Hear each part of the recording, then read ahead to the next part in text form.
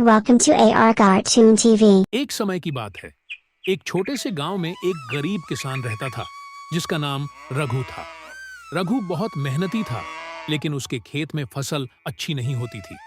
एक दिन जब वह निराश होकर जंगल में जा रहा था, उसे एक बहुत ही अजीब सा पेड़ दिखाई दिया।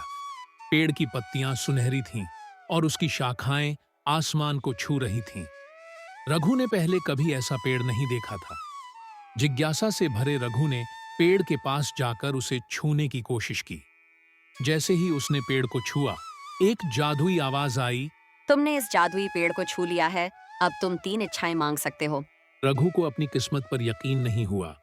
वह सोचने लगा कि उसे क्या मांगना चाहिए।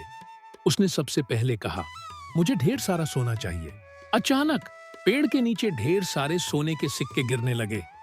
रघु की आंखें खुशी से चमक उठीं। दूसरी इच्छा में उसने कहा, मुझे एक बड़ा और हरा भरा खेत चाहिए जिसमें हमेशा अच्छी फसल हो। तुरंत उसके सामने एक सुंदर उपजाऊ खेत आ गया जिसमें ढेर सारी फसल लहलहा रही थी। अब तीसरी इच्छा के बारे में सोचते हुए रघु ने महसूस किया कि उसकी सभी समस्याएं हल हो चुकी थीं, लेकिन उसे कुछ और चाहिए था।